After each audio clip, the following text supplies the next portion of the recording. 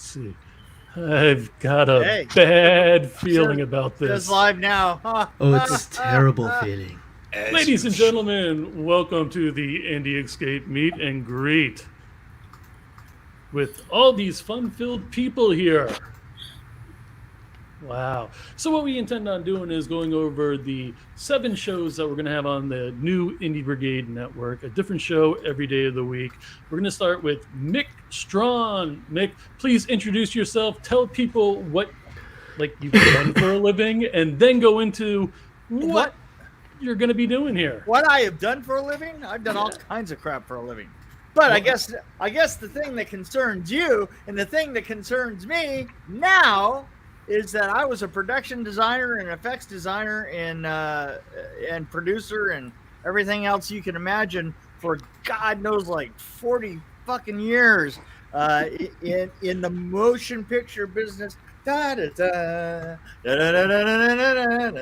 Anyway, I have brought this expertise along with a lunatic by the name of Kurt. And we are bringing it to you constantly on Dream Warrior Review. We go see Kurt. See, he. You know what? In real life, he actually is a cartoon character. And what we do is we watch films together, and then we tell our own stupid opinions about it, and then I tell you a story. A lot of times I'll tell you a story, and my stories are fucking amazing. You know why? Because they're long. Because they're long. That's right. Because they're long, and I've had a long, amazing career, and weird shit happens to me all the time, and I share it with you. Sorry. Mick, share a little about your career. You've been on some phenomenal sets. Oh yeah, well, you know, Nightmare on Elm Street 3, Nightmare on Elm Street 4, like that. I've killed cockroaches. I've thrown cars and smashed people with them before, and I built all those cars, and let's see.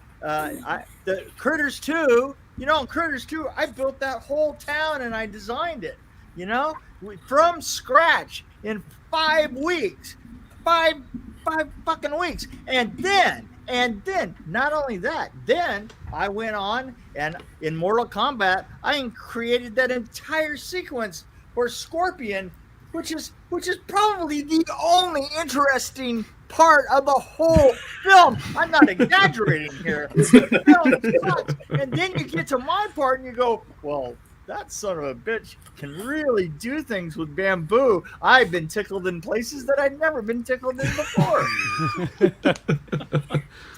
And then I did Hercules.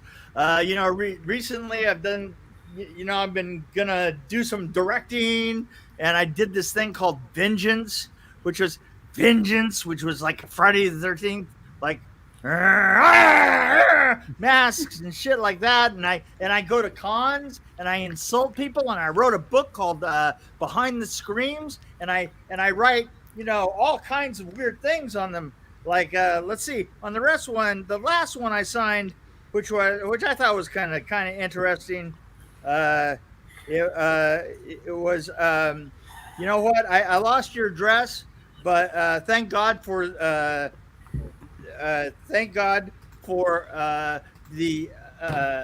National Pervert Registry, because I found you right away, and that's and people pay for that. They pay for that shit. I don't know, but you know what? As long as you pay for it, I'll dish it out. Okay. Steve disappeared on us for a second. Let me get Steve back in here. Go ahead and explain what you do that well. What I do that well? The only thing I can think of is like eat and drink. Well, probably. You know what? The only thing that has the charisma, even close to the charisma of my beard, is that fucking Muppet down there. Steve will fill in the gray areas. Thank you. All right, wait a minute. I've got a couple other cats here that, I don't know, apparently there's some interesting information going on. Hey! What's up, gentlemen? Surprise. Uncle Scott. Hey, how are you gentlemen doing? Tired, not retired. I hear you. I resent being called a gentleman. I just want to say it's wonderful to see all you guys, and I'm proud to be a part of the whatever the hell we call this thing, and what would have you? Did you mute me? I did not mute you. No, we could hear you. We could hear you. I'm just kidding. It's called the Indie Escape. I don't believe you. Oh no. Somebody is echoing. I'm also echoing. A few of us are. I don't have headphones on because I have. Just hold on a second. 1 second. Everybody, What's up, Scott? we're gonna wait on Dave. Hey guys, I'm just here to show some love and support for everybody. Welcome aboard, There you man. go. I have a few friends over tonight at my house, and I want to. Somebody who's been on our show multiple times, Emmett Garnham, who's the wonderful No Comics for Old Men gentleman who has a wonderful show, a great store on in Orange County, New York. He's just a great guy. He's been on our show several times. He's here, and we're having a good time up here in the woods of Pennsylvania. But there's this one guy who keeps coming over and is just really just a nudge and drives me crazy. You get out of here. and What's up? What's Happy up, Brian? Indigenous Day, everybody! This is our Indigenous Day party. Yes. we're all apologizing for the sins of our ancestors. Although I'm not Italian, so it's not my fault. Yeah, it wasn't really, your it fault. isn't. And Yom Kippur's over. Yeah. Yes.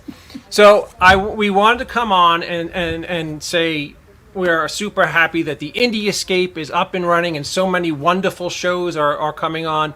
Maybe even that witch Tiffany Shepard might show up and have her own show. And we're gonna. Emmett's trying to stick his head in. We're going to continue with our chicanery and shenanigans, but we wanted to say hello to everybody, and everybody have a wonderful night. And that puppet guy is scaring the shit out of me. But It is terrifying, isn't it? Yep. there we go. just wanted to say hello, Oh, yeah, and okay, we're okay. all super honored to be part of this wonderful family that we got going on here. Thank you very much. Thank you. We appreciate that. Mr. Schiaffo, we love you, Mr. Schiaffo. You should live closer so that we could set things on fire together. I would love that. Good to see you guys. We see what you guys. Good night, everybody. Good night. Thank you for Night, stopping Dr. by. Nick. Good night. Scott, it was a pleasure. Thank you very much, sir. Yes, listen, congrats everybody on coming on board. Lots of talent here, lots of enthusiasm. I'm a FB message away if you ever want to chat. So hit me up and have a great night. Thank you, Scott. Good night, man. Oh, Is it my that turn was to do that? awesome. Do I Oh. need to do that? Do you need to do that? Yeah. Yeah. You want to do that? Da-na-na-na-na-na, da-na-na-na-na-na. Well done. Isn't that enough? Are you gonna pop through like that's all, Guys- folks? I am so glad to be here. I'm glad to be part of the chicanery. Somebody else used the word chicanery already this evening, and I appreciate that. Okay. Okay. Fair So enough. if I can figure out how to get out of here, oh, here's the door. Bye, guys. See you, Mick. Thanks for stopping by, brother. Take care, man. Take it easy, Mick. All right. So we've got all sorts of people coming. Hey, there's Ray and Danielle. Hey. There they are. You see, I sent a post earlier this evening, and I said, if you got a case of the nerves, go ahead and get some drinks. Apparently, they took my advice, and Yep. they came. Well, I understand why this is Indie Escape. We've been in the middle of nowhere of Alaska with no electricity, no internet, no nothing. Now we're back in town. We connect with you guys, and I want to escape. Fair enough. Hey, I promised to get Steve out of here as early as I could because, thank everybody. I know you're all working folks and you're here this late at night. Steve, I am going to give you full screen, brother. Tell us what you're going to be doing here. Hey guys, it's good to meet every one of you. And I'm just going to be doing a weekly show. Every episode, different stories, myself and I guess various narrators. And, as the stories are being told, there's going to be illustration footage. And once the story's finished, it's so will the artwork be, and that's pretty much it. So Steve, for everybody who doesn't know, again, he's an artist, a tattoo artist. He's a musician. He's a graphics designer. He's an actor. He's in Big Ed's Tortured movie, soul. Tortured Soul. We all are. Check this out.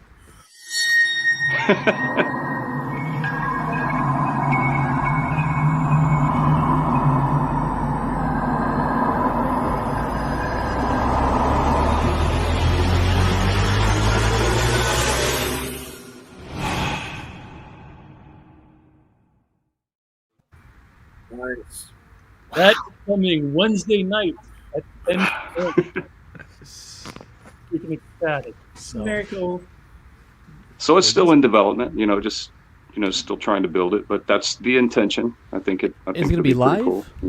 It's going to most likely No, it'll be be pre-recorded, but again, Steve always has the opportunity anytime he wants to go live.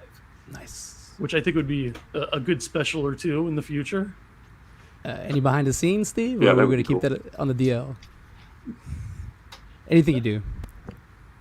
I didn't hear what you said, CJ. I'm sorry. I said, are you going to be able to, anytime you're doing something, show behind the scenes, or are you going to wait a little bit on any project you're doing? Behind the scenes. You're saying breaking behind up the just a little scenes. bit. Oh, models break it up? Yeah, behind the scenes. Yeah, that's pretty cool.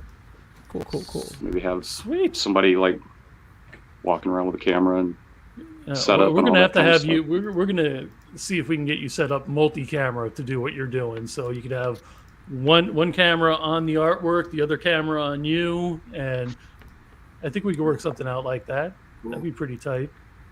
What type of music, Steve, do you do? I'm feeling some internet Oh, connection okay. issues. Oh, okay. What kind of music you play, Steve? I'm sorry, my audio's breaking up really bad. Oh, suck. All right, Steve, we're going to dip you out. We'll catch you next time. Can you? All right. Sorry, brother. You good? Yep. All right. Sorry about that. Hey, internet issues, they tend to happen from time to time. But anyway, eeny, meeny, miny, mo.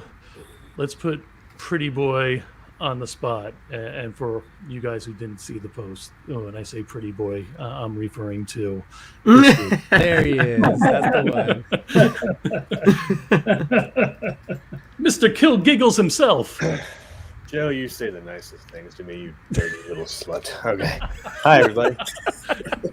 You guys are so fucking precious. I don't know what to do. I mean, I can't possibly follow Mick or that other guy. I mean, Steve had like the wicked cool title intro thing. I barely came up with the title. Tell I us, thought I was doing good. what do you do for a living, or what have you done? You're a musician. You're a director. You're a Well, writer. Technically, I'm just a drummer. I wouldn't say I'm a musician. No, yeah, percussion is part of that.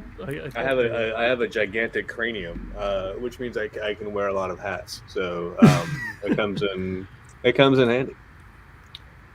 What was the question? Did I win? You did. Excellent. This was fantastic. Wow. And I never thought we'd interview the lead singer of the Black Crowes. How I know. amazing is this? Never heard that in the last 10 minutes. It's been nice. Yeah, and I go through doppelganger dilemmas every now and then. But I do. If anybody runs into Rob Zombie, would you please ask him if anyone's ever told him that he looks like Jaysen Buterin? That would just make my Halloween. That would make my day. So we're gonna have that happen too.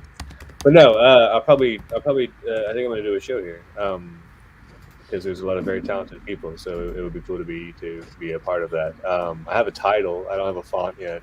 There's no treatment. And I don't know when it's going to be, or for how long, or what format. I honestly don't have a fucking clue, but I have a title. And having a title is very important. Are we supposed to guess it? Then you can use the word titular, because that's yes, Joe, guess it. Guess it with the art of interpretive dance. And back to Joe. Do I have to get naked? I mean, I'm not. It's your art, homie. I mean, it's your choreography. It's all subjective. You know, that's fine. No, I think the title is going to be the filmmaker's guide to the real world, which is sort of a little bit of a twist on all the books. You know, like the real world guide to filmmaking. Because once you make a movie or you're a part of that magic, it seems like you can't ever do anything the same way again. Talk to people, look at people, go into a room, drive down a country road. Like nothing is the same once you're on one side of the camera or the other. So just to kind of analyze it a little bit and talk about it with people on both sides of the camera, and just maybe kind of pull back the curtain a little bit and show some of the people that, you know, because everyone's like, movies are glamorous, and they are for like 5 minutes, and you do like 7 hours of nothing, and it's just all. I mean, but just all the little. We're gonna reveal the nooks and crannies maybe a little bit, shake the dust off, and see what happens. Wow, there's stuff going on here. Okay. There's lots of stuff going on. No, I was reading at the chat, and then the I want to know what the puppet's doing. I'm very curious. Wait, who's the puppet? Oh, you'll find out. And by the way, don't call me a puppet. I'm not a puppet. Why do people keep saying that? Oh gosh, we gotta send him the Moose movie with the puppet. Talk to the puppet. Puppet, stop it! How would you like it if every time I don't get it. What's going on? I am dead. I've been down here. That is hell enough. So please, my name is Scott. I'm just dead. That's what happens when you bring a puppet to a gunfight or a knife fight. Oh my God! All of this intolerance is horrible. I'm just dead. This is what happens when you die. Come on. Is this purgatory, Scott? Well, there's no such thing. I mean, like, there's just where we live, which is the planet of the dead. Yeah, and if anybody sees something scurrying down below me, please just stab it, kill it, whatever you can do. Those things are horrible nuisances. Please. Well, Libby McDermott is saying, Meaney, I see you. I'm prepared. Right here. I got you covered, Meaney. Gabe has a knife. Oh, it's very, very knife. It's a little dusty with the blood, whatever. Anyway. If you see anything down there, stab it in the head. I could go get my 44. That's even better. I like it more personal and intimate. You know. Well, that's true. I would like to watch these things down here suffer. Well, you know, we'll talk after the show, guys. We'll kill them somehow. I don't know. Jaysen, I got to give you the opportunity to stick around or bail out. I'm gonna bail. I do have a question for Jaysen. Okay. Yes. I was gonna ask Jaysen. So on your show, like you said, you're gonna talk about a lot of the ins and outs of being an independent filmmaker. Yeah, I mean, I really just did it to impress Joe because all I had was a title. Well, now he's like, "When are you gonna go live?" I'm like, "Shit, dude, I just wrote it down." Well, see, here's the thing for people that don't know. So CJ came up with the Indie Escape title, and the definition behind it, or the meaning behind it, was during the Great Depression, cinema provided psychological comfort and escape from the harsh realities of daily life. And then, of course, I added the Indie Brigade is now the Indie Escape. Yes. So I don't know if the Indie Brigade still exists. I haven't seen it. We're transitioning here. So, all right, that's my thing. And well, you did impress me though, Jaysen. Oh, thanks, buddy. Right back at you. Better to impress than depress, especially when we talk about the depression. Yeah, I've got enough of that already. It's a frustrating mess. Same. I got you. Yeah, especially when you have an ashtray full of toothpicks. Yeah, I miss smoking. I would. I see. I can't possibly follow Mick anyway because now, like, I want to smoke 57 Camel cigarettes, and again, I think the cigarette part is very important. I can never smoke toothpicks. That's why I questioned him about that. It was like you were talking cigarettes, right? Yeah, I've seen, like, I've been to donkey shows, but not like the camel show. Like that one's. And you do remember Mick when he was on that one time? He said they had a $10,000 budget for a certain substance in the trailers. So I remember that. That was great. Was it tenacity? I bet it was tenacity. Yes, he even spelled it. He did. He didn't spell it correctly. Then he's. So the reason I'm asking Jaysen was because with your show, it's just very interesting to me if we could if people are able to, like, not pick your brain or anything, but more like in a situation like your movie Kill Giggles. I've been following you with the post. So I'm just like, man, it like makes me as independent be like, what do we got to do? How do we band together? What does he need? Like, because it's for sure. No, I mean that's one of the beautiful things about this. I mean it's amazing what we can do if we spend more time building each other up than tearing each other down. So I mean, and there's too much of that, I think, and I mean every community, especially the artistic, the creative ones. Yeah, I mean the more that we can do for each other instead of just all bullshit posturing and emojis and tossing pairs and thoughts and prayers and whatever that shit is. To actually do something and come together and put all this stuff out to be able to help each other out is amazing. So for sure. Sure. Once I figure out what the fuck I'm gonna do, and see, the beauty of it is we have two guys that are directors, actors, and the whole 9 yards. We have Jaysen and we have Brandon. So nice segue, Joe. You planned that shit, didn't you? You had that written down like on a post-it. Arrow from me to him, like it's. For some reason, when I think of picking Jaysen's brain, I just think of a raven on a bag of French fries. What? Nice. I think some new artwork needs to be made with that. A T-shirt. Yeah. That has to be Is that going to be our symbol? A raven on a bag of French fries. Well, Ray said it, so I wanted to be a statue. We could make a statue out of that. That'd be great. Yeah, there you go, Ray. Memorial. There has to be something better than a bag of French fries, right? Yeah. A paper container of French fries. Very like good. McDonald's style. But it's not kosher, so don't quote me on that. All right, Jaysen, I will let you out of this purgatory. Or wait, no. Scott, can I say that or no? You can say whatever It's you copyrighted. want. Just As don't long as you don't call call me him a fucking puppet, dude, he's fine. Don't. Exactly. He gets it. You see? He's got a hand up his ass. No, I don't. No, not you, Scott. Oh, him too. Yeah, right. Yeah. Only on a good day, my friend. Only on a good day. Amen. Not today. Anyway, Jaysen, thank you for joining us, sir. I greatly appreciate it. And we look forward to what you have to offer and bring to the Indie Escape Network. We'll be looking forward to it, and I'm going to be pressuring you like I normally do. I can't wait. It's a pleasure to see you, everybody. Thank you. Take care, Jay. Bye. See you, Jaysen. All right, Mr. Meaney. Yes. I know you're not in the most comfortable position right now with a hand that may or may not be up your rectum. Damn near killed him. Well, I'm not in the most comfortable position because I am dead. But thank you for bringing that back up. Anyway. So what am I doing here? I'm talking to you about like my torturous life, and this is like a Jenny Jones type of a situation, right? Let's see. Well, I don't know. Joe and I have been friends for a long time. Like when I was alive, we used to just, talk on the internets and do all that stuff. And, then after our me and my partner Thomas's unfortunate art and poetry accident, we passed away, and we were forced to do this perpetual talk show constantly over and over again against our will. We're just there. We're stuck, and we cannot stand it. But our good buddy Joe, we found this. We kind of made this device. It's sort of a mixture of like witchcraft and sort of like science, but we basically can get our signal to Earth now, and we can get some of your amazing artists and celebrities that are on Earth to kind of entertain us down here because it is so boring. Everyone is, and excuse the pun, dead inside.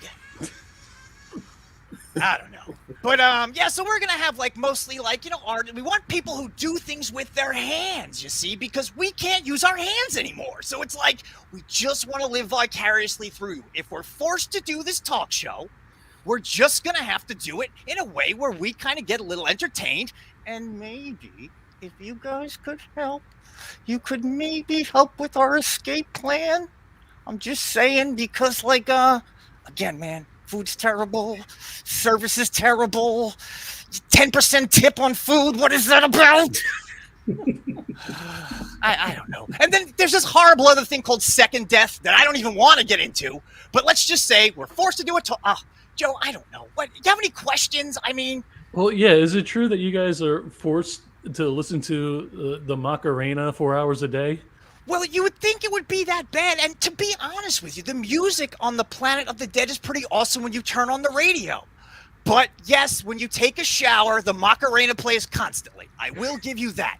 So every time you get naked, take a shower, start soaping up those naughty bits. You gotta do it to this weird timing, and it's this odd dance. I don't know, man. They're into it down here. It's weird, man. It's the Planet of the Dead. They're grasping at straws for good things to do. So, Scott, tell us what kind of people you're going to have on your Dead show. Well, number one, it would be alive people, because dead people are the pits. Excuse the pun. And then some celebrities. But, when we talk to celebrities, we don't just want to talk to celebrities about the projects they're in. Of course, we're going to do that. But we want to really get to know about the art they do. Like, what do they do, like, in a trailer to decompress? Like, and just talk about doing things, making things, and how we all do so many different things. Oh, see, I'm getting all nostalgic how you all do different things. Well, see, according to Mick, we know what they do in the trailers. Well, yeah, I know. We all have Mick trailer stories, don't we? I mean, come on. But all right. Well, Scott, we are looking forward to that. When is that show going to be on? That's going to be on Saturday nights, my friends. And we're just still trying to work out the kinks on getting the signal through to all you guys, but very, very, very, very soon.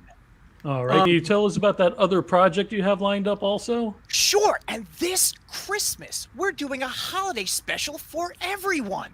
We have a musical 45-minute television-length special with musical numbers, dancing, special effects, smoke machines, and it's pretty cool. It's called the Happy Horror Holiday Spectacular. And basically, it's just about, we have this friend Fang. He's a vampire. He has no Christmas spirit, but we're not celebrating Christmas. We're doing something new. It's called After Holidays. It's that time of year, that special time of year when every holiday is over with. It's January, and you don't have to deal with one single, I almost cursed, but one single other person. So you get to reflect back on, the good times, because Aunt Ida isn't in front of you yelling about the stuffing being too dry. Aunt Ida is dying alone with her cats in her house playing canasta, and you don't have to be near her. So you should enjoy that time. Oh my God, that is awesome. That is separate from the actual show. This is something he started way before the concept of this show. So wait, Scott, is this all going to be via dead air? Oh, I fucking hate you. Sorry, can I say fucking? Yes, I have Tourette's. You have my permission by proxy. Can I scream fuck at the top of my? Just don't hurt your dead esophagus. Thank you, and thank you for not saying puppet esophagus, because some people here are sympathetic or empathetic. No, actually sympathetic. Sorry. Yeah. You're gonna correct me now? I'm dead. No, I know more than I you. corrected myself. Sorry. I was just gonna say pathetic, but yeah, apathetic. Ridgely. I love you, man. You are awesome, Scott. You got anything else going on, brother? Other than sweating underneath a fucking desk, no. Fair enough. Well, I hope you're feeling better, and I'm glad you made it on the show tonight, and we all enjoyed speaking with you, and we're looking forward to your show, and we will catch you next time. Okay, thank you, guys. I love you all. Can't wait to spend this season with you. Love you, Scott. See you, Have a man. good one. Have a great one, Bye, Scott. everybody. Bye. I didn't know dead puppets can sweat. Where can you get that kind of entertainment for free? That energy, like I love it. Here at the Indie Escape. Yeah, there we go. You And go. you got the perfect here at the Indies. He's got the voice for it, the whole narration intro. No offense, Joe, you do too. I'm saying like CJ's got the here at the Indie Escape. Like I used to like Gabe, and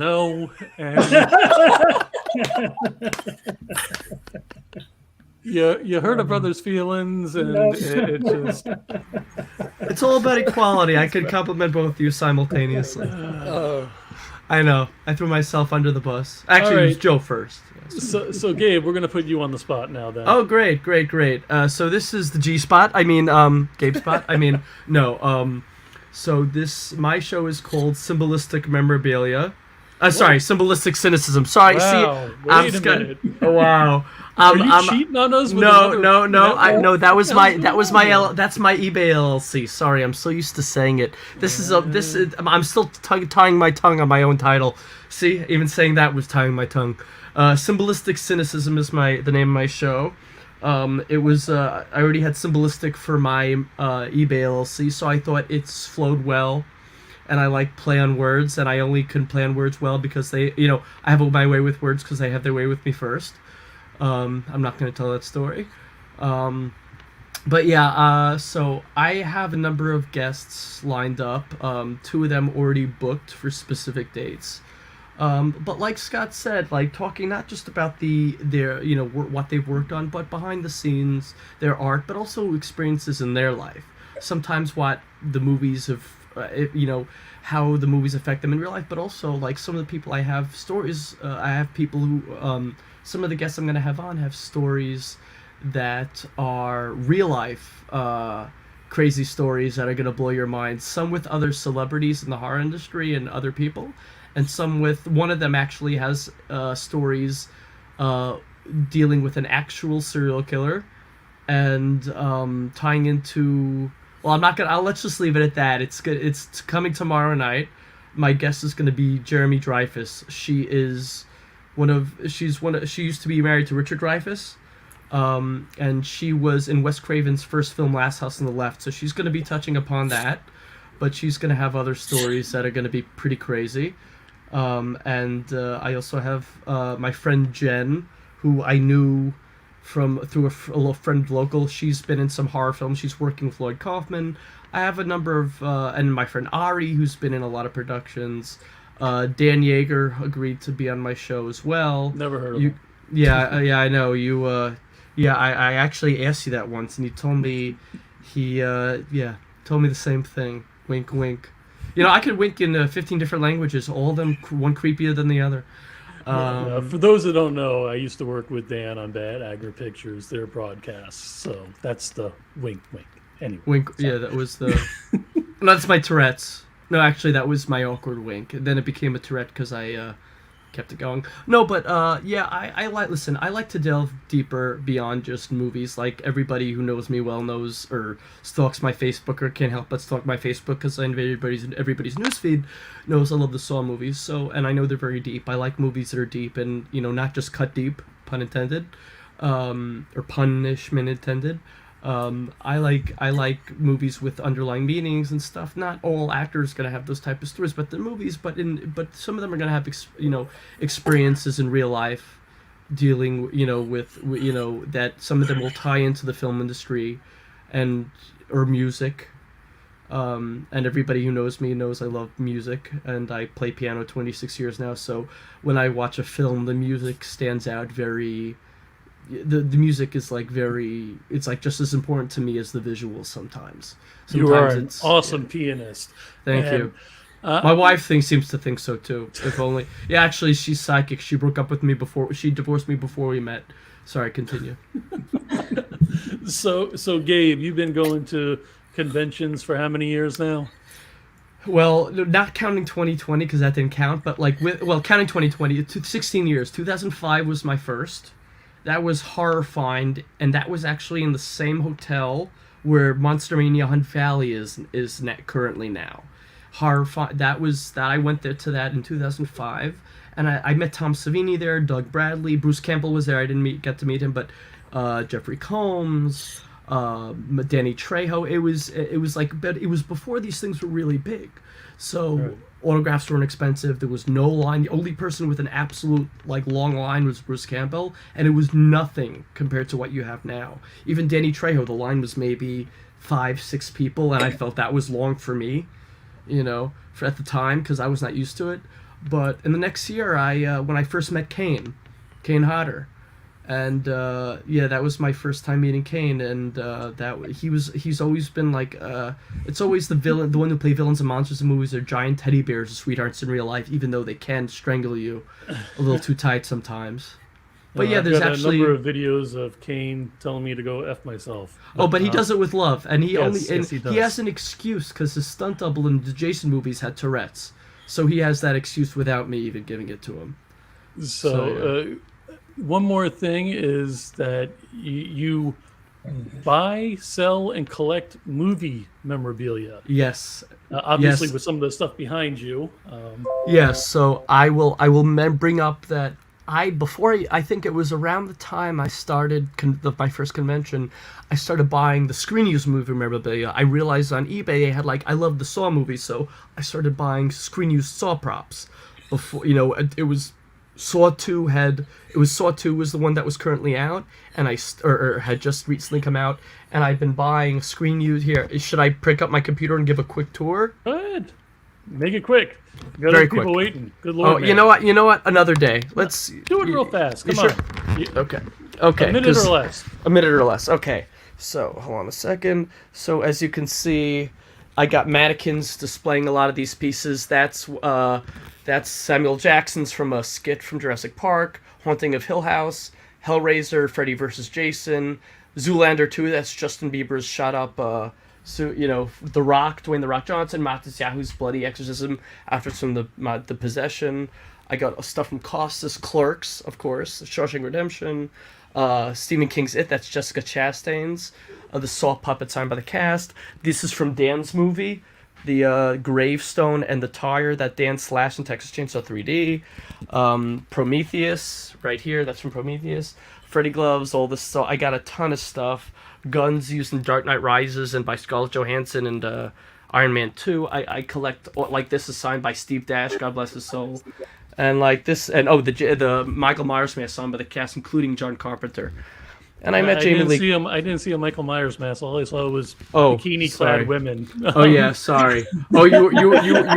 Oh yeah, that's American Pie. Actually, it's funny because the other girl from it was a customer of my father's years ago. Her and her parents got their food from my father every week. So, Jewish geography, even not Jewish. Natasha Leone was a customer of my father's. Yeah, her and her family. Small world, very small world. That was freaking awesome. So, Gabe, again, the name of your show? Cymbalistic Cynicism. And when don't does say that it start? 5 times fast. That starts exactly. tomorrow night at 10 p.m. 10 p.m. Eastern on? It's 10 p.m. Eastern on the Indie Escape. Join Gabe Cymbalista with special guest Jeremy Dreyfus for Cymbalistic Cynicism on the Indie Escape, 10 p.m. October 12th, Tuesday, 10 p.m. Eastern Standard Time. Sorry, I repeat myself sometimes. It's quite all right. All right, brother. No, it's not. I feel terrible. What? Get out of here. No, literally, you're done. We're getting rid of you. Okay, don't kick me too hard. Thank you for joining us, brother. We're looking forward to it. Everybody, watch tomorrow night, 10 p.m. Snip, snip. Eastern on the Indie Escape Network. Thank you, Gabe.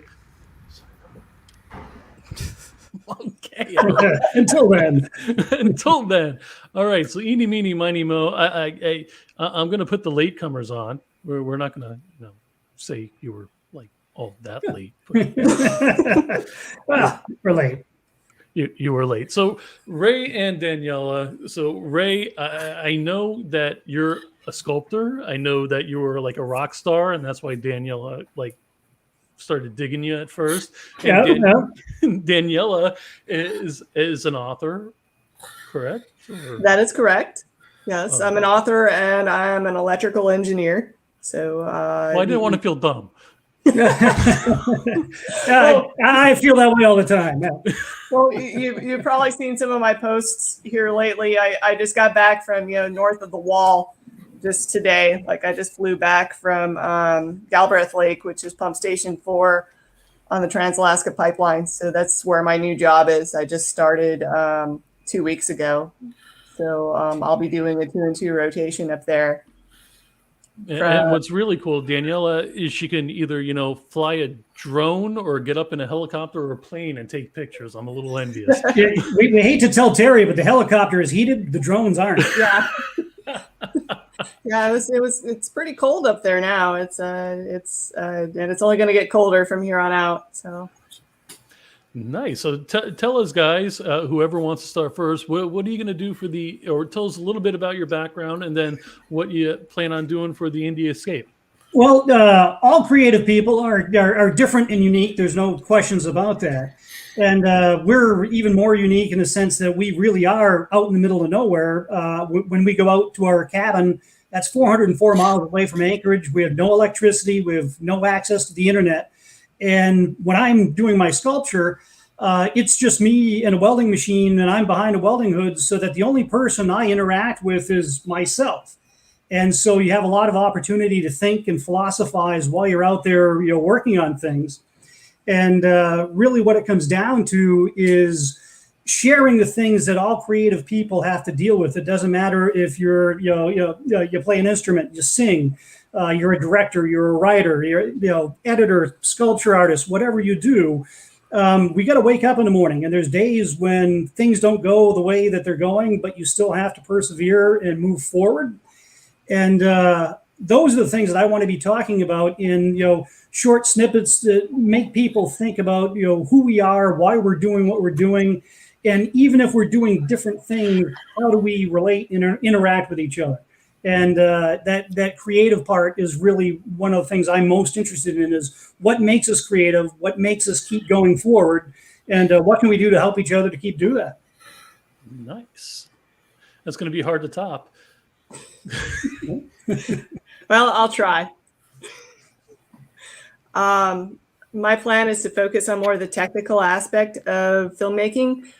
There's lots of things that I feel like sometimes when you're either writing or you're doing research as a filmmaker, you see stuff in movies and go, why did they do that? That's so not right. And I feel like having more of a technical aspect where we bring guests on that are experts in different fields to provide that background for indie filmmakers to just see it and hear about it could help a lot. I posted a few things earlier this summer. My first guest, which unfortunately he fell down his stairs. His dogs knocked him down the stairs and broke 2 of his ribs, but he will be on soon. We're actually going to do our kind of mock interview this week and then set a date for when he's going to do the live interview. His name's Daniel Morgan. He's an expert in training people to go into the backcountry and defend themselves against wildlife encounters. So how he works for the U.S. Geological Survey, and how he worked as part of a program. It was back in the 1970s. They used to just send people out into the wilderness alone, like, just scientists or whatever. And in 1978, a female biologist was badly mauled by a black bear in the Yukon, so badly that she lost use of both of her arms. And after that, they decided that maybe it's not so good to allow their scientists, the government decided it wasn't so good to allow their scientists out into the backcountry without any training or any idea of how to defend themselves. Believe it or not, said lady is still alive, and she actually still works as a biologist emeritus for the government. So she's actually still doing well. But Daniel is going to come on and tell us about his background. He is actually the kind of person, if you were doing a film shoot, whether it's in like Alaska, Canada, the Pacific Northwest, where there's a lot of bears or you have fear of wildlife, you would either hire him to train you to interact with wildlife, or you might hire him on your film set to defend your film set. So, and I met him working in Prudhoe Bay, because that was his job up in Prudhoe Bay, was to interact with wildlife and haze wildlife away from the field. So wait, this guy deals with wild, dangerous animals, and his dogs took him down. Yeah, they got. He has these 2 big Bucerons, and they like knocked him down the stairs. They got excited and they just took his legs out from under him and ran away. And so he fell down the stairs and broke his ribs. Wow. Yeah. That's something. All right, Ray. So are you going to be doing any like sculpting or anything for us? One of the things we'll do, I did teach at the university level for some time, and I will be talking about some of the things that I'm doing, because a lot of people just think like, oh, wow, that looks really easy, but they have no idea what it takes in order to get something done. And when you're just working by yourself, and some of these pieces that I do might be 12 feet, 15 feet tall, you really do have to think about what you're doing, because when I put it together, I'm putting it together, horizontally in a garage, And a lot of times I don't see what it's going to look like until it's completely done when we roll it outside. And so I will be talking about a lot of the construction and some of the activities associated with putting together sculpture. We should do the thing again where we burn the different objects because with the welding torch. Yeah, and we have done some great things like using welding torches to cut wedding cakes, cut up fingers, things like that. So we've had some fun showing what you can and cannot do with torches and dangerous tools. Yeah, we did that on YouTube. So we have a YouTube video where we constructed a fake hand and cut it with a welding torch. We cut a cake. We cut a cabbage. It's like a cabbage and was it a watermelon? Watermelon, but the best was we made a hand out of rib bones, and then we put skin over those rib bones, and then we just cut the hand up, and it was just really neat to see that bone burning and falling apart on the fingers. You're scaring me, Ray. You guys are like in the middle of nowhere, Alaska. Where are you getting the skin, Ray? Where are you getting the skin from? It was research for a novel that I was writing as to whether like how would it look if somebody tried to cut someone else's hand with a welding torch. And so we constructed a hand out of pork meat and pork skin. And pork skin. He just said pork skin. We were going to use a neighbor, but I thought he might scream a little too loud. That is awesome. All in the name of research. So those are the kinds of things that my show and his show are going to revolve around, is the more technical aspect. That is fantastic. Do you guys have a timeline on when we could be expecting this? Well, like I said, I'm going to interview. Daniel and I are going to nail down his schedule this week. I'm also going to talk to John Nelson, who is the founder of the Wildlife Program, and see if he actually wants to be on the show or if he just wants to do kind of like an interview behind the scenes. So I'd like to get that settled for either the end of this month or November. I go back up to Pump 4 on the 20th, so it might start in November instead. I also want to line up some other things like the K2 Aviation that lands on the glaciers, the Red Onion Saloon out of Skagway, which is one of the more haunted saloons from the Gold Rush. It's an original saloon. They had prostitutes there. You laugh. They actually did. It's a long story. We'll talk about some other time, but it's one of the original and historic saloons from Skagway, but it's also haunted, purportedly haunted. In fact, the ghost actually supposedly waters the plants for the proprietor. Nice. And where was the toe shot? Oh, the sourdough cocktail is in Dawson City, which we'd like to also do a few things about Dawson for people who are interested in Gold Rush history. We want to go back out to, that's in, what's the name of the saloon? It's the, I was a little drunk that night, so I can't remember. It took a lot to drink down that toe. And now, on a little note on the sourdough cocktail, Joe, the captain, the guy that gave us the cocktails, he passed away last year. But the good news is he donated his toes to the cause, so they now have over 15 toes that they can use for putting into the beverages. So they're going to be going for quite some time with the sourdough cocktail. As for those of you who don't know, this is actually a challenge. You pay to have a toe put in a shot and drink it. Yep. And if you toes, drink the toe, the toes that we had came from a mountain climber that got frostbite and they had to be amputated. Wow.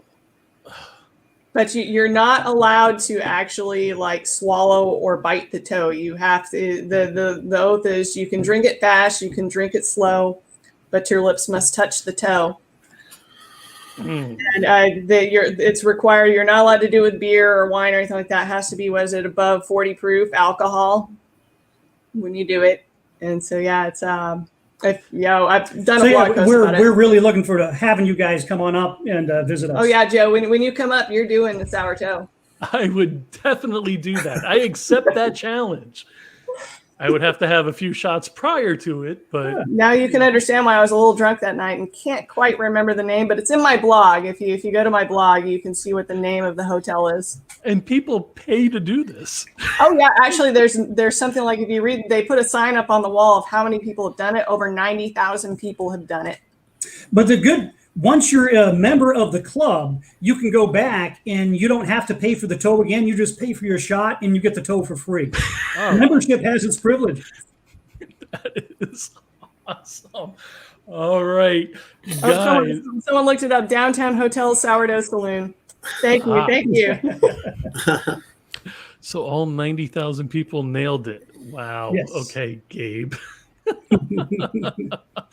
So Ray actually, and Daniella, I'm sorry, I didn't mean to interrupt. Go ahead. Oh no, sorry. I was going to say actually, like the reason that they say you can't do it with beer is some guy like almost swallowed the toe after drinking 14 beers, like 14 times with the beer. He downed the toe. Okay. Because he was trying to break the record for how many times you could do the sour toe in one night. I think my record would be once. Yeah, mine's once. Yeah. Ray, did you do it? Oh, of course. Yeah, I went first. You know, it's. So, yeah, what was your liquor of choice, guys? I went with Jameson's for that one. Yeah, I did Jameson's as well. Good Irish whiskey with good salted, blackened, frozen toe. Frozen toe, yeah. Sweet. All right, we're going to wrap you guys up. You have anything else to... first of all, thank you very much for joining us. I know the time difference sometimes is a real kick in the pants, so I appreciate you both being here. Anything else going on? No, I just want to say I appreciate a lot of Brandon's posts because a lot of the things that I'm going to be talking about, he's touching base on, and I like CJ's attitude, and of course everybody loves Joe. So we feel like we're home here. I love following your guys' posts online. I really enjoy, especially Brandon, CJ, Gabe. I've been really enjoying following your posts, especially when I'm up north. Sweet. Appreciate you. Thank you. We're looking very forward to what you guys have to come, and we will see you next time. Thank you for joining us. Next time. You guys rock. Thank you. I love those guys. All right, Brandon, you are next, sir. And CJ, there's a method for my madness to buy your last. So. Oh, I like it, but I just want to apologize. I need to give Brandon his title card. So he doesn't have. I don't know if he brought one, but the one I'm supposed to give him one. So I want to apologize for everybody if there's no title cards on me. No apologies. No. I was gonna give you a shout out of thanks just for helping me out working on it, but you beat me to it. But I do appreciate it. Thank you. That's in a situation for another time as to where it was at one point. But appreciate you stepping up. Appreciate it. So Brandon, talk to us, brother. So just briefly, I'm a filmmaker, actor, screenwriter. I'm actually on a writing job right now that I've been writing around the clock, so I'm a bit tired, but I'm glad to be here. I'm super psyched about this whole thing. I think it's much needed for our community. Just a little bit about projects that I have quite a few things that I've done over.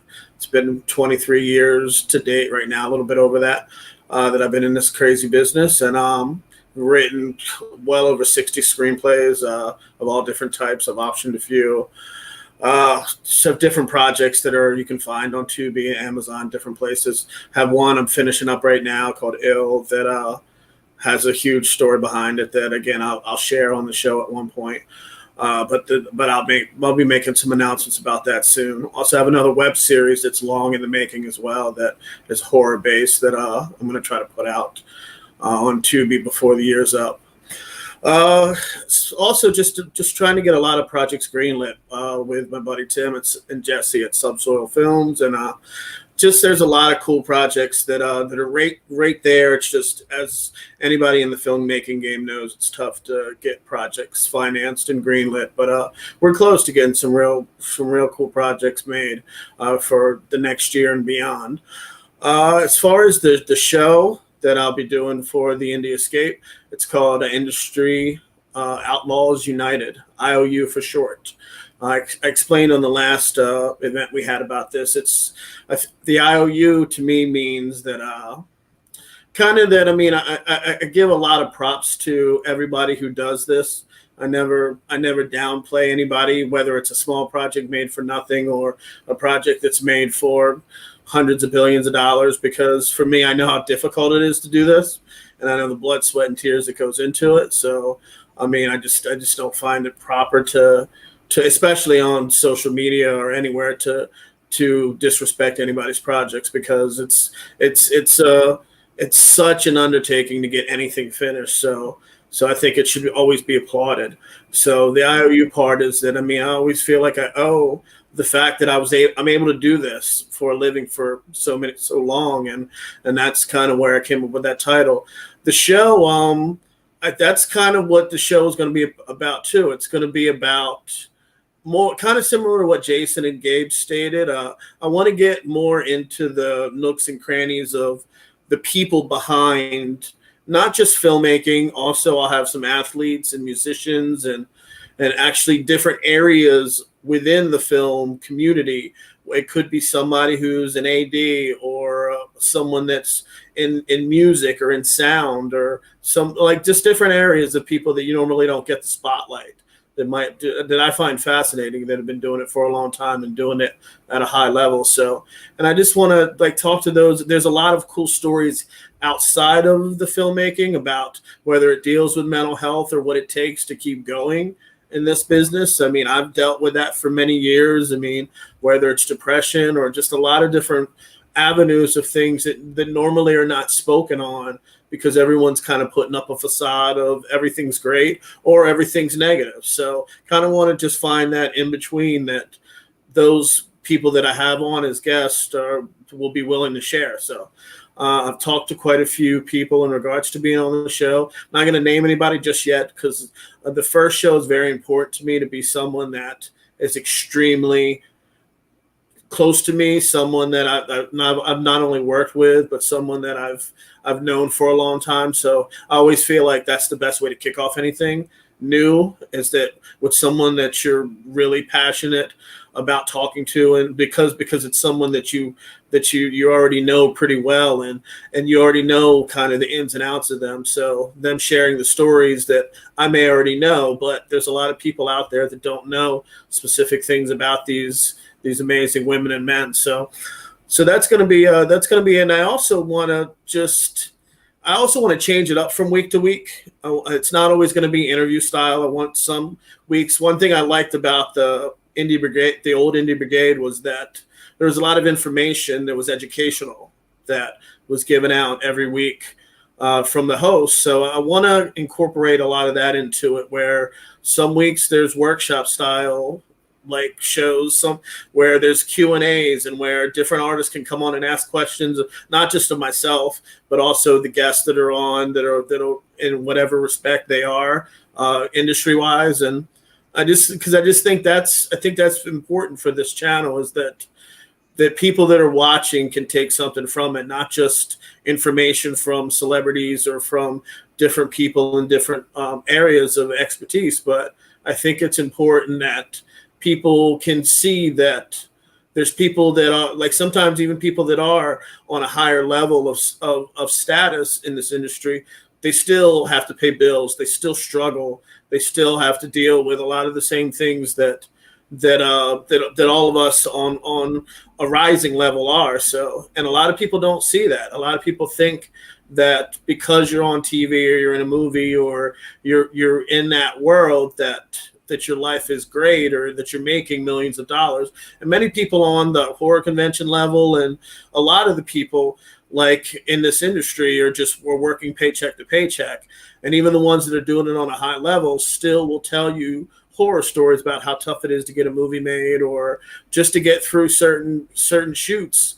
I want to do that. And yeah, and just like I said, it's a blessing to be a part of this, and I applaud you, Joe, for keeping this going, and I look forward to it. As far as it's going to be Friday nights, I know I'll run by a date for you when we get off here, Joe, and just see what you think about it. And as far as the first guest, like I said, I've spoke to quite a few people, but I'm just working. Once we figure out a date, then I'll talk to see whoever's available for that specific first Friday night, and then I'll announce it.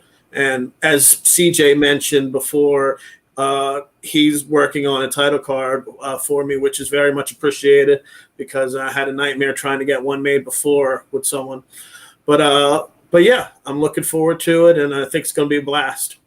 I agree, 100%. So, just out of curiosity, you thinking October or November? I'm thinking the first or second week of November, if possible. Cool. That's just where it's lining up because there's a lot going on that last Halloween weekend with people's schedules. So because it's so close to Halloween, so pushing it maybe a week or two after it. And also I have a shoot that I'll be doing. I'm starting this weekend, a horror film in the Poconos area. So my time will be kind of divided between that and writing. But I'll be clear of that once that first week comes up. So I'm thinking of that. Like I said, I'll run by obviously at this point, that's either November 5th or the following Friday or whatever. But yeah, I'm just clearing it. I was hoping Halloween weekend, that time frame. But like I said, a lot of people's schedules where I'm going to be at a Halloween party or I'm going to be at a convention, a horror convention or something like Chiller Theaters in that time frame or whatever, which is a big show in North Jersey. So yeah, I just feel like just to make sure there's no cancellations for some of the people I'm thinking about, I want to just steer clear of that weekend and start fresh in the Thanksgiving month. Yeah, I think somebody that was at the top of the show lives in the Poconos area. That could be interesting. Man, keep up the grind, Brandon. You're always like the posts you do. Not only like they're your live posts, but like the positive stuff you're always posting. Like I get the feeds, and I'm like, hell yeah, he's at it. And it's cool because I like seeing the glimpses that you do, and I know like that's what you look. This is what a hustler looks like. Anybody watching, like he's constantly on it. Like it's like you can see time jumps when I post something because I post stuff delayed, so you don't know when I made it. But with you, I'm like, no, he just posted this one. He just like you're constantly in the grind. It's hard.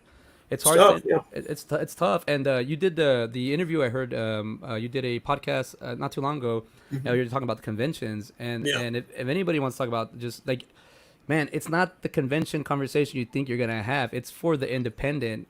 That's the conversation, and it was like hitting all cylinders.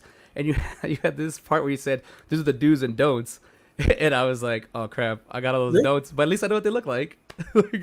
Yeah, it's I just think that's what I'm saying there.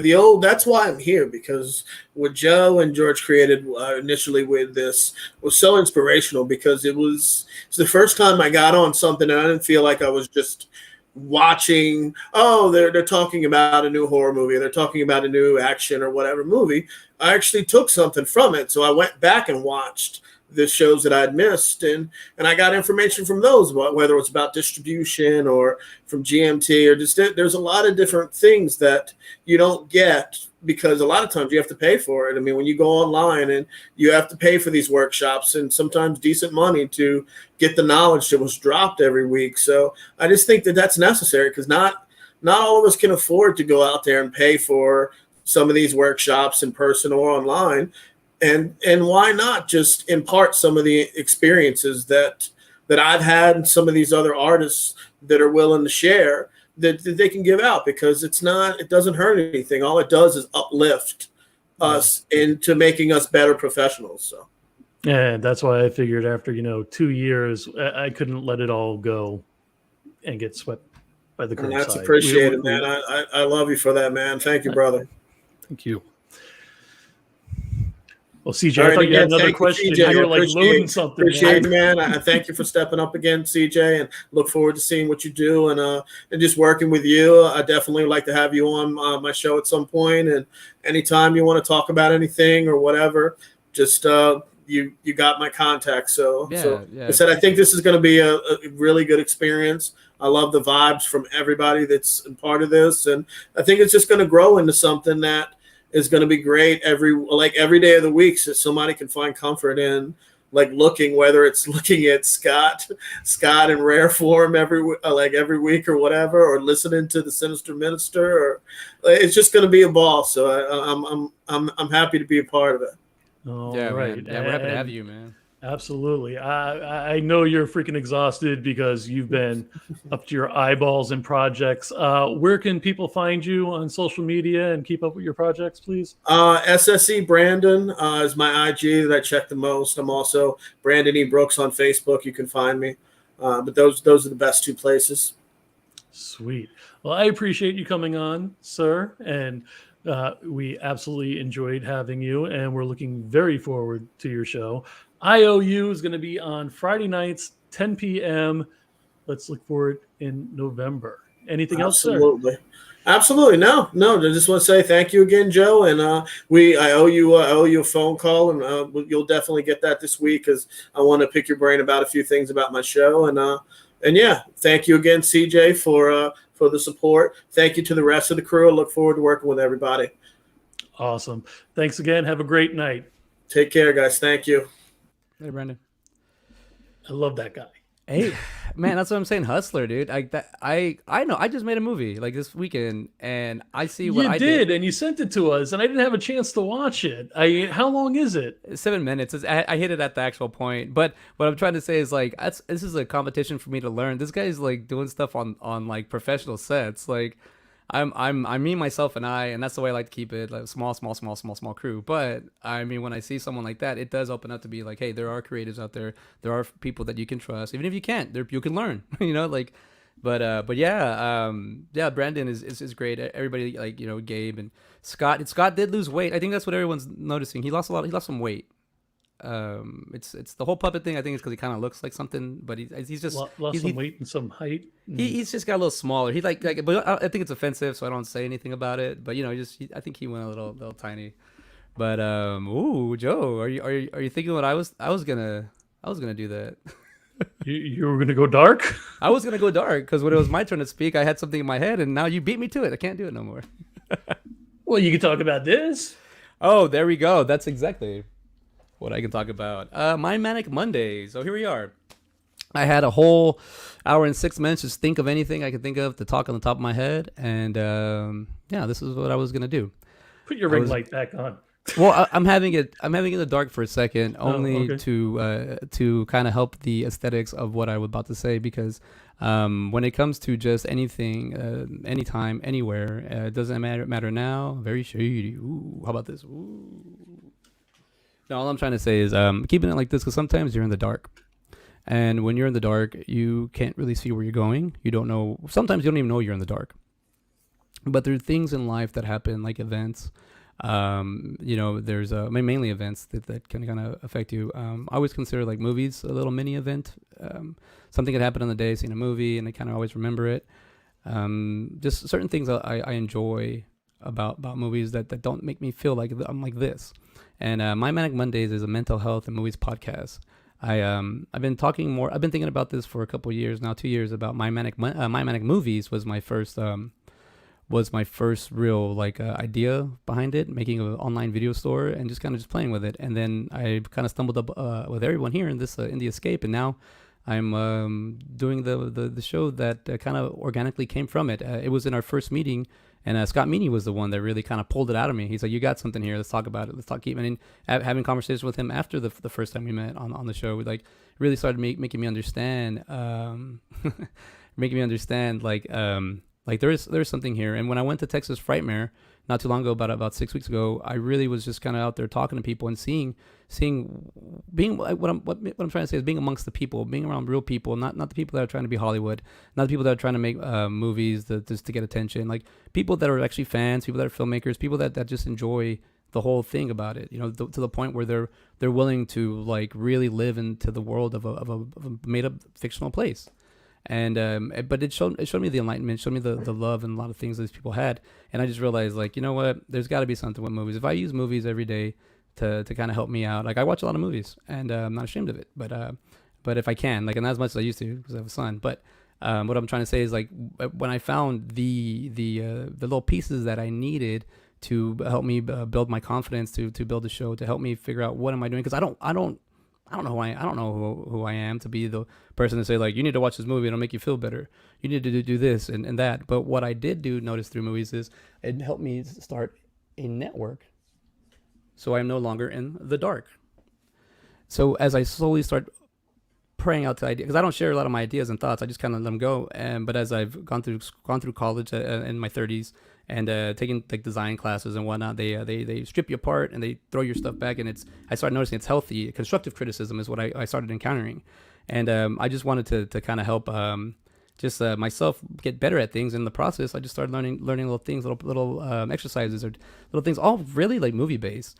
But I don't think at first, because I don't know anybody, I don't know any celebrities. I can network with everybody on the Indie Escape, but I personally, I know a few people that I've met through the conventions, but not on a personal level that I can say, hey, come on my show. So on my personal level, if I can first start off with just any guest that would like to, that I end up finding within now until Monday, because if I have a guest, I don't. If I do, I'm just going to go because I like doing everything more the improv way, or just the organic way of figuring it out. And I've been doing this. I started the show CTV. I just do it 2-3 times a week just to help me practice. But I'm hoping to show some like confidence, or show how you get started. And this is what my Mondayz is. It's just me talking about movies, talking about independent things, talking about how you can use them to help you, or just anything. Mainly, I don't know, Joe. I think everybody listening, I think, because I'm ready to start. But this is how I'm going to get started, just finding out what we're going to do and where we're going to go. How maybe you share, like somebody shared a movie with me when I was younger. I would get through a breakup because I kind of had to see that relationship, because I hadn't seen anything else like that around me. And the fact that relationship showed me that was like my relationship. I was like, ooh, let's note this. This is something I can do. But I mean, not to say, I don't know. Just it was a play on words at first. My Manic movies. Then I just kept meeting people, going to conventions. I think like I've mentioned on my shows. Thank you, Gabe. Like I've mentioned on my shows. That thanks to all the bad people that are a part of the Sporting the Escape. You all rock. Thank you. Yes, thank you everybody for actually tuning in. And I'm trying to figure out who that is. Oh, that's one of us. That's one of us. I don't know who it is. I'll tell you this much. I'm on this side. I'm a guest, and I'm like, I can't see anything. I have no control, so it's like fun to actually be on this side. Oh no! Now you know how I felt the other day. I mean, it was the first time ever that I wasn't able to be in control of everything. You're right. It is. It does feel a little, because I'm looking. My eyes are looking and gazing and thinking. But it's right here. I'm here with my audience. I'm here with whoever wants to listen. And that's also. I'm trying to plant seeds, just in case. Like, hey, this guy was talking about this, and he talked about it, and then it didn't lead anything. But he may have not found it. But it kind of inspired me, someone younger, or older, wherever, to do something else or try something else. Also, I don't know. When I see like Jaysen, you see Brandon, you see Schiaffo, you see David, and I had David in my movie this week, and it was so awesome. Like I don't know how I pulled that off, but you see the way they're talking about movies, and that they're constantly doing. So it's building so much confidence in me that I'm like you're actually talking to people doing the stuff, and like Brandon said, not just the glamour. Also, I think also Scott Meaney said that, like, it's not just the people behind the Hollywood part. When you actually see the person, the individual, that it really brings it in. And let me interrupt for a moment, if I may.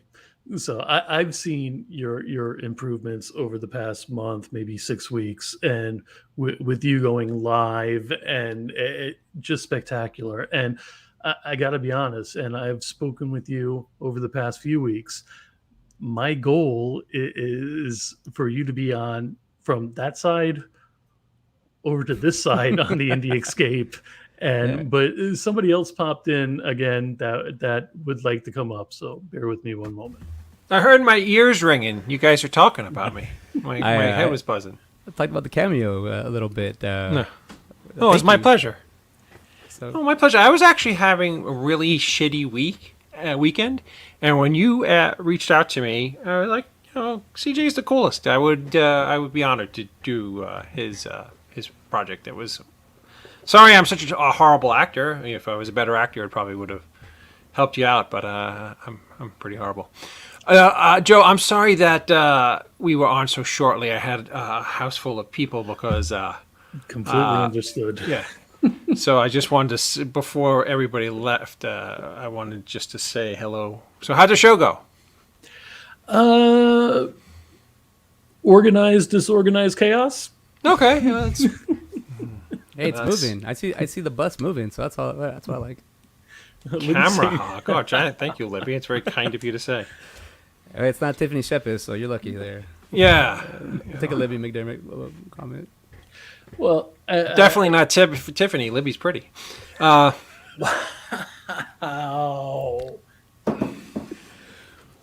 Yeah, I'm not touching that one with a 10-foot pole. So, CJ, day, time, and when can we expect the first episode? I will be live on Monday, October 18th. The way I started the other show, where I just kind of figured it out, I'll figure it out. But I have stuff planned, at least that way. That show will be it'll be a little. It's gonna be interactive. It's gonna be a lot like well, dare I say it? He was just at your house, and I did a meet and greet with him this weekend. So a lot like the O'Halloran, Mr. Brian O'Halloran. Sweet. So a lot of me by myself. But if I can bring people in, bring them in, and see what they. What You we did have. a meet and greet with Brian? Yeah. You poor bastard. Where?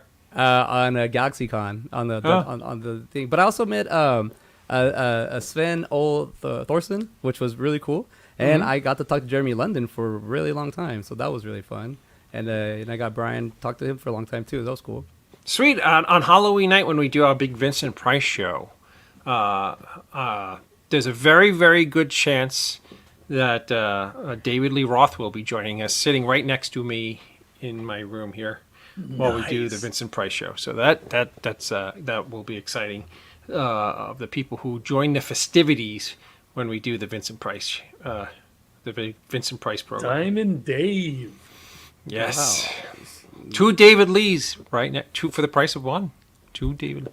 1 with talent and David Lee Roth. No, 1 with talent and me, sadly.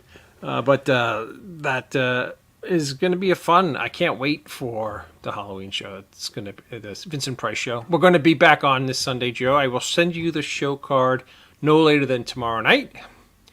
And that should be fun. Yeah, we got to work on a few things with that still behind the scenes, please. Are you talking about the Vincent Price show, or are you talking about this Sunday show? No, Vincent Price show. Okay. Yes. It's just 4 audio segments that I will send over to you. 2 for each show. And yeah. It won't be that. It should go rather easily. Cool.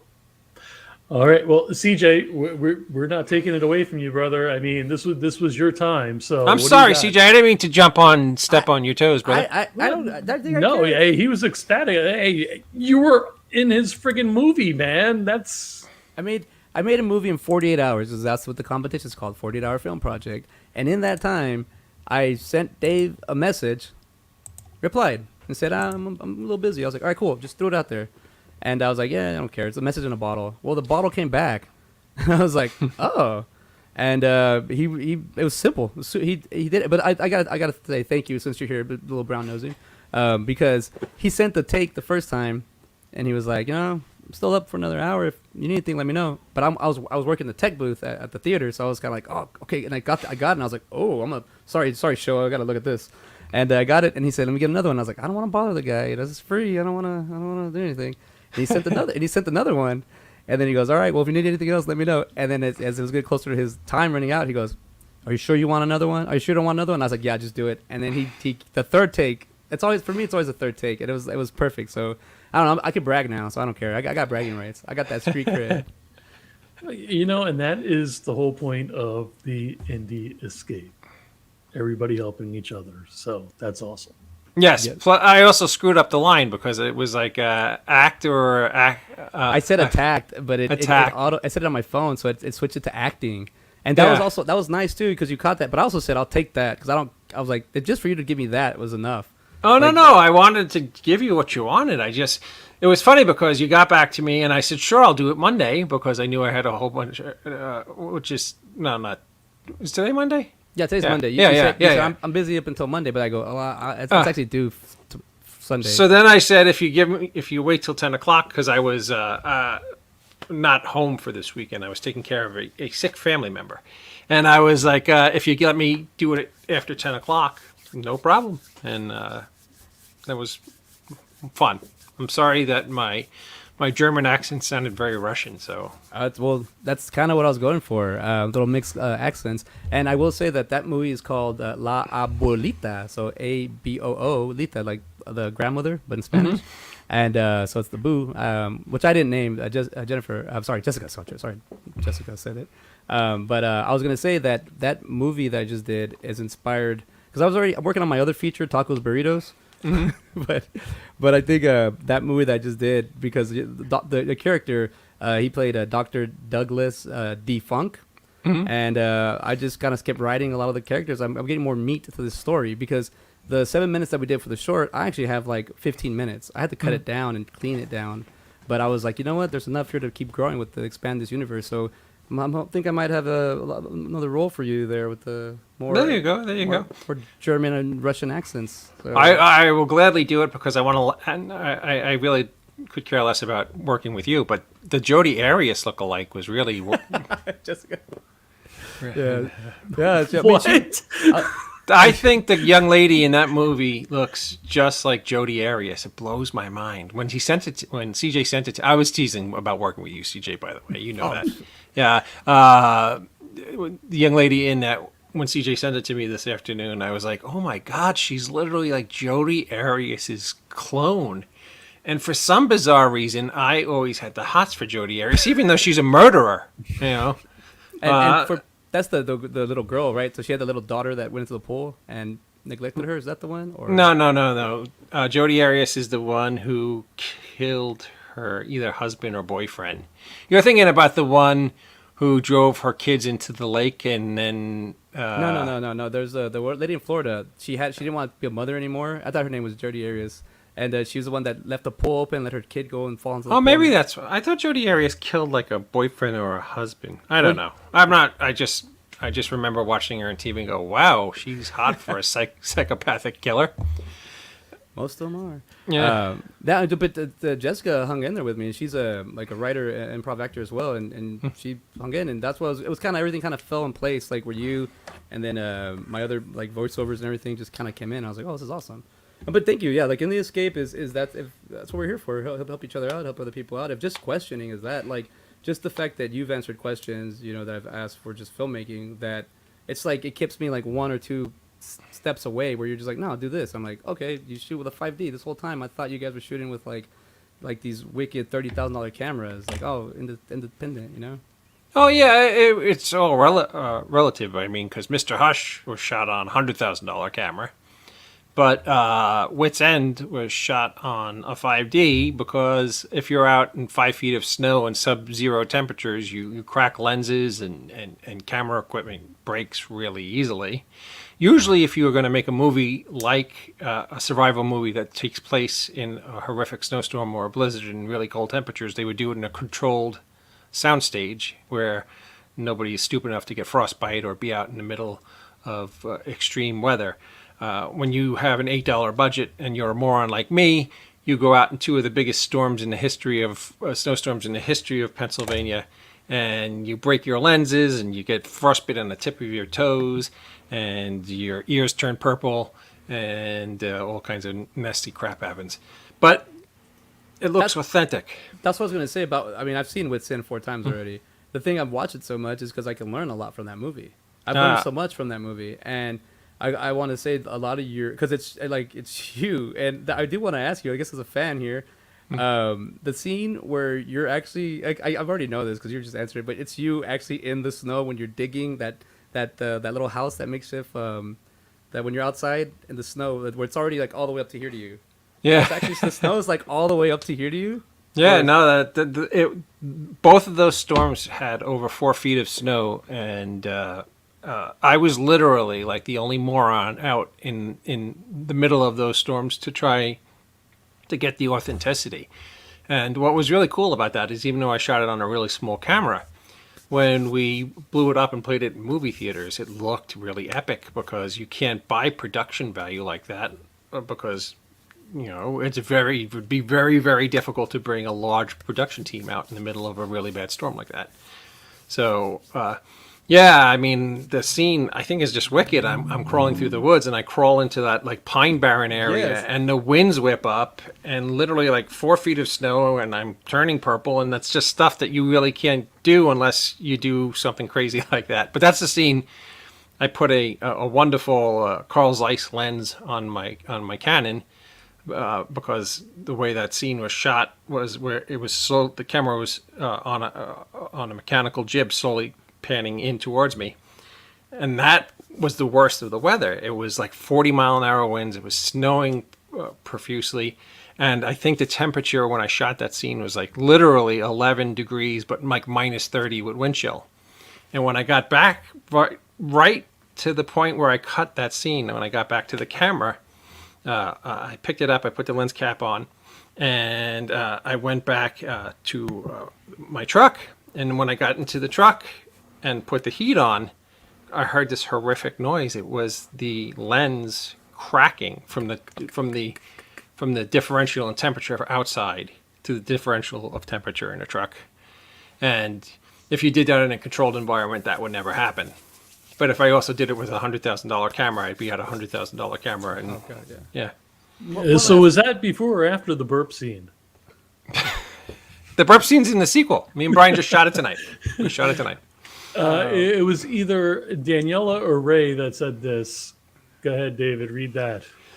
I can't wait to experiment this winter with the X2 up north in Galbraith, which I guess would be Daniella, because isn't she in Alaska? She is. So I would assume that was You're saying Ziploc bags for the lens. Yeah, it's really not that. The Ziploc bag, of course, would keep moisture out of it and the snow, but nothing keeps the, you can do nothing in the temperature. Yeah, the temperature change between going outside to the inside, and that's what literally cracks the glass. Yeah, I've heard that. It's like a 2 or 3 pop kind of thing. It's a sound. It's a sound. Independent filmmaker never wants to hear. He's saying it slows down the rate, it heats back up. Slows down the rate. Oh, okay. I guess that makes sense. So that's the. I mean, I don't want to keep talking too much about it, but that scene. I mean, that's like what you said. Like I can only imagine all that snow on the big cinema had to look awesome because that's real damn snow. The scene that you actually say I'm at my wits' end. When you're in the car, you can see all this. I was wondering, did he just leave the car there and it just got under it, or is it? Yeah, no, we have a road literally called Mountain Road that where I live, and we knew the snowstorm was coming, so I went to the local township and law enforcement and said, "Can I just leave my car here in the middle of the road so that it could be buried? It wasn't going to be effective unless the car was completely buried." And they were like, "Okay, leave the car there," because where we shot it, it's literally like a cul-de-sac to a dead end, and the houses at the end of the road are seasonal people, so it doesn't even get plowed, that particular road. Okay, I get you. So they let us park it there, and then when we went back the next day to retrieve it, we literally had trouble trying to find where the fuck the car was because there was so much snow. So that was cool, but then a lot of those scenes where I'm inside the car were shot well after the snowstorm had happened, and I'm actually sweating my balls off in the car because it was in the spring. And at that point, we used literally just the spray cans that you use at Christmas time to put snowmen and stuff on your windows. You know, those fake snow. Yeah, and it's funny because if you look at the movie, you really can't tell the difference between the snow that you get out of a can and the snow that was actually on the windshield in the back window. I feel like this is already kind of like my Manic Mondayz because I do want to ask you something about while you filmed it by yourself out in the snow, like. And I'm going to start charging you guys by the minute. So with your. Do you want to go to bed, Joe? I do. Okay, I'll answer this question and then you could zap me and you and CJ could wrap up. Cool. Just that this would be kind of like a segue for next week. So on that, like I was saying, was there any point when you were filming that you felt like you yourself just mentally, like, because it's not only physically what you're doing, because I think people need to understand that you're actually in the storm, like you're by yourself. Like, is there any point where you just said like, fuck it, I want to give up, or was there no point where it was just like where you physically couldn't take it because you did say you have frostbite? I mean, the truth of the matter is there were times when I was like I went to a place called Child's Park, and those are the scenes with the big, epic, beautiful waterfalls. And that little mill building that had that I sat next to that had the stones that was built in the 1800s. When I got there, I had my truck got stuck and it was starting to snow again heavily. And I said, "Holy shit! I might actually be filming my own demise here. Somebody will find this camera and find me like checking out." And I'm like, "How fucking cool will that be?" But how cool would that be? Yeah. How cold would it be, actually? It's funny because when you this was kind of like a movie that I just made because I was up in my house in the woods of Pennsylvania.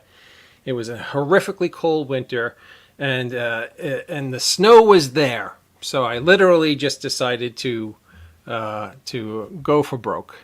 But that's really just was like an exercise in seeing, because a lot of people said, A, you could never make a movie by yourself, and B, if you made a movie literally by yourself, it would never get seen by anybody. And both of those things are not true. So, yeah. Well, thank you for sharing that, because it does to see, like, just to get like that. I mean, I feel like that's a lot of, like, just for me, for just doing a movie in 48 hours, I had to decompress. Not only did I have to unwind, I had to decompress. And by the time I got back, it was this morning when I felt, I'm back to myself. But I like that I've learned things from, from Scott Meaney, as it's okay to, like, pause when you have to. I've learned things from Brandon. You just keep going. I've learned things from Gabe. You have to you accept yourself. I learned things from Danielle and Ray. Like, you're gonna be all isolated by yourself.